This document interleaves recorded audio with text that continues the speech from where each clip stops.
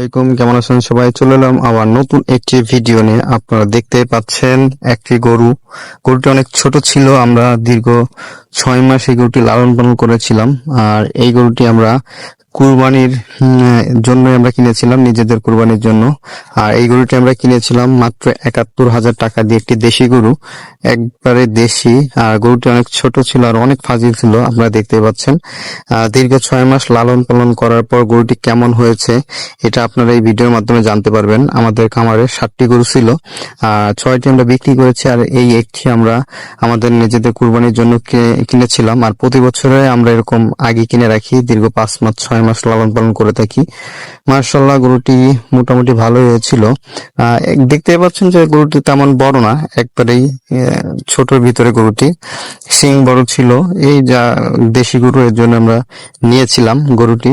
আর এই গরুটি আমরা লালন পালন করে কুরবানিতে আমরা কুরবানি দেওয়ার পরে আমরা 202 থেকে 3 কেজি মাংস পেয়েছিলাম। গরুটি মাশাআল্লাহ ভালোই হয়েছিল, মানে বুঝতে পারি নাই। মোট আরো 6টা বড় বড় গরুর ভিতরে ছিল, এর জন্য আমরা বুঝতে পারি না যে এত বড় হবে। এই যে আপনারা দেখতে পাচ্ছেন কুরবানির দিনের এই যে ভিডিওটা, মাশাআল্লাহ অনেক সুন্দর, অনেক বড় হয়েছিল। আর প্রথম 6-7টা গরুর ভিতরে আমি বুঝতেই পারিনি যে গরুটা এত বড়। যাক, তারপরও ভালো হয়েছে। আর দেশি গরু আলাদা একটা সুন্দর দেখতে, বড় হইলে বোঝা যায়। এই যে গরুটার শিং দুইটার জন্য অনেক সুন্দর লাগতেছিল। আর যাই হোক, ভালো।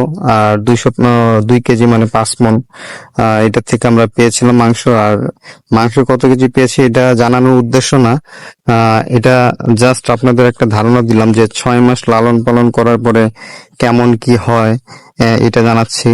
আর আমাদের আরো যেগুলো ছিল এইগুলোর ভিডিও আমি আপলোড করেছি আমার ইউটিউব চ্যানেলে।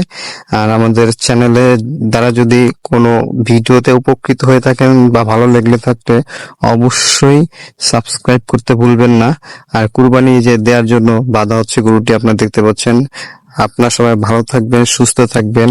কমেন্টের মাধ্যমে একটু পরামর্শ দেবেন। আসসালামু আলাইকুম।